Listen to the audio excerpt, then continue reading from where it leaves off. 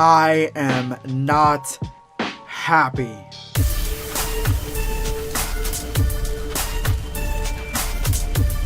Prepare yourself, Dan Saiyan.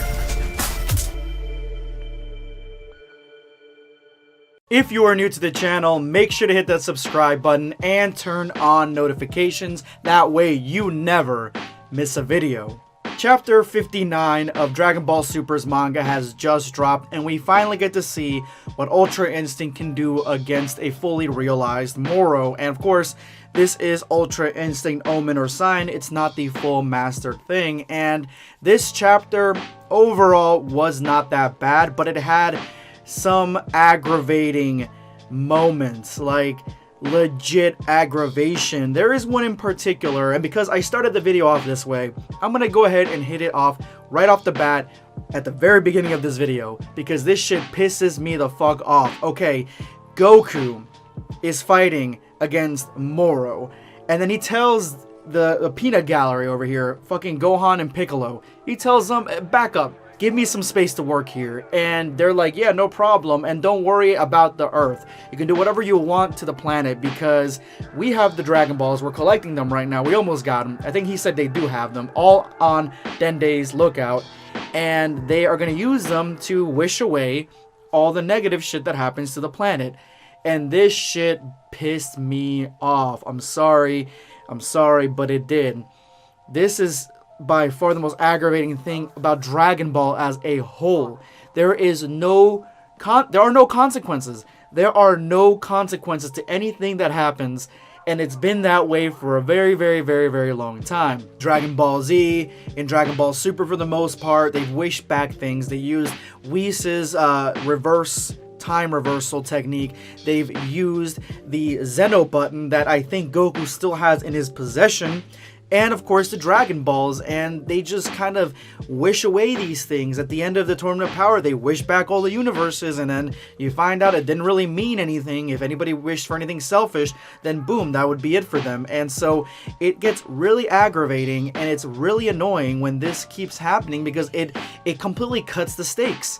It completely cuts the stakes. They could have left that part out of this chapter at least. Like, let Gohan not say anything.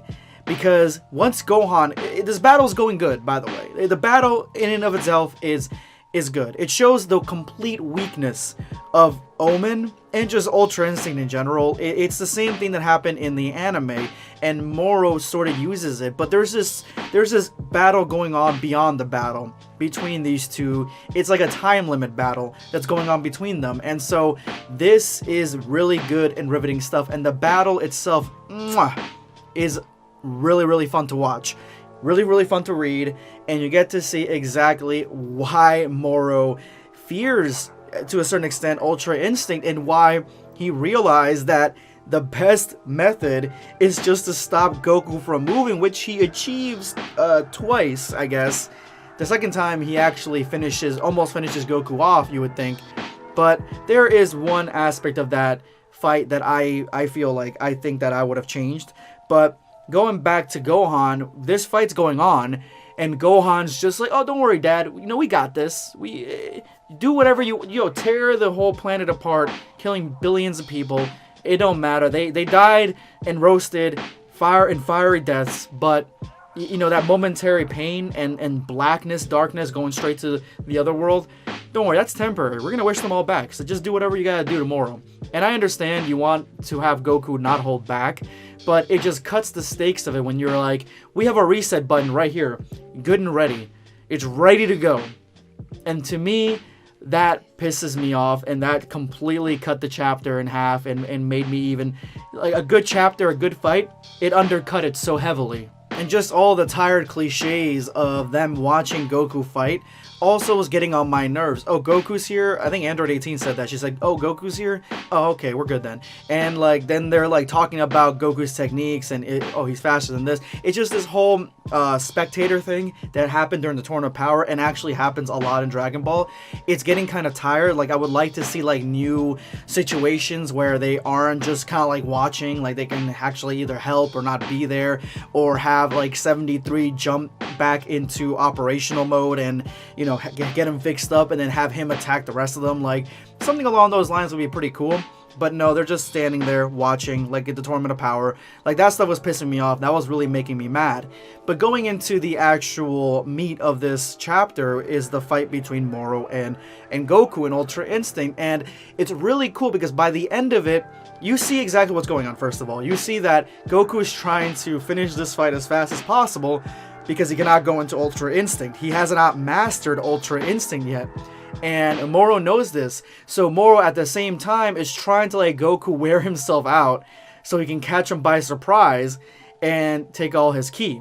That's the chess match that they're playing at. That's the fight that's happening when we're just kind of watching a really cool fight. It's happening underneath. It's a hidden layer. And Goku knows that Moro is scared of the Mastered Ultra Instinct form because it is that powerful. Moro, on the same note, says that once he powers up, he is stronger than the gods, presuming that he may be even stronger than Beerus. Obviously, he's been stronger than the Kais, so that wouldn't make sense for him to be talking about the Kais. He's talking about Beerus. So he's stronger than Beerus, and he tries everything that he can to slow Goku down. Even though he's letting him kind of wear himself out, he's still trying to, like, little things to, you know, stop him or distract him, and using his magic in very strategic ways. And I definitely enjoyed it. I especially loved this panel when they both punch each other. Really good stuff. This fight is actually a lot of fun. It really is. And it shows you exactly, like, Omen is not the most powerful ability. And, I mean, Jiren beat Omen.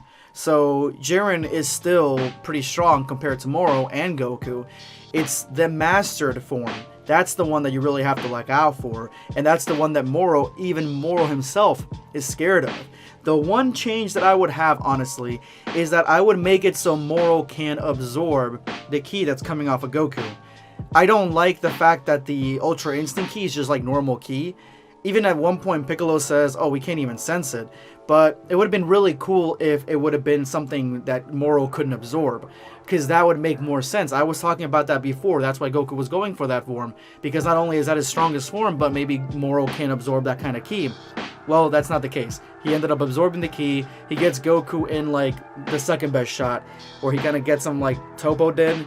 And these moments, they're as frequent as Goku biting the tail of his opponents. Like, I like this. I like this kind of stuff. And so he holds him tight, you know, whispers sweet nothings in his ear, and absorbs all the ki that he's got, basically taking Goku out of the fight momentarily. And then Goku's like, I've been holding back.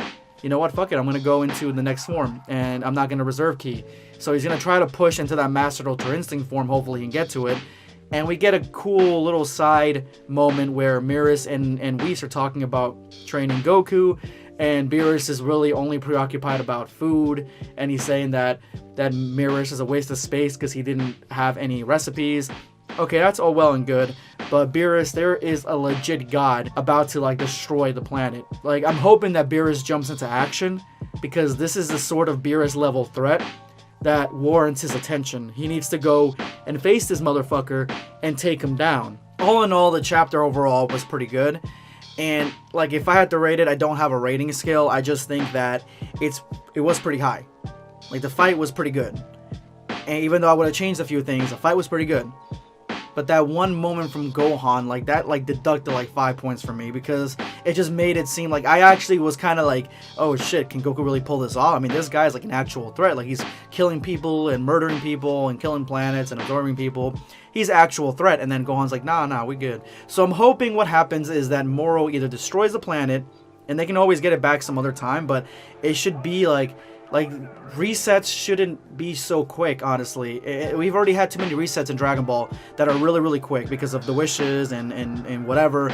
Like, they shouldn't be like that. They should be arduous. They should be hard work. Hard work needs to be put in to getting that reset, and that's what I'm hoping from the future, if Moro ends up either destroying the planet or taking the Dragon Balls for himself. Something along those lines, I don't know. He could kill Dende. He could really do a whole bunch of stuff. I'm hoping that Toyotaro realizes that, and he put this out here to piss me off, that Gohan said this so blatantly.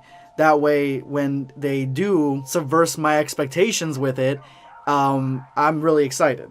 Hopefully that's the case. Hopefully they're setting me up for, you know, Moro just killing Dende and destroying the Dragon Balls. That would be pretty awesome. Or at least destroying the planet. That would be also pretty cool. Anyway, thank you so much for watching, guys. And if you made it to this point in the video, you are now part of the hashtag #EndOfVideo squad. Thank you so much for all your support.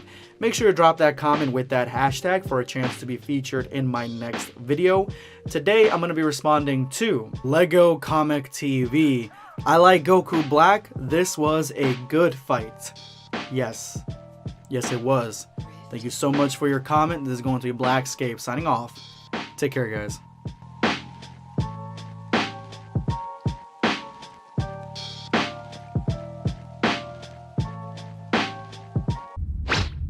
Subscribe for more content. Or perish.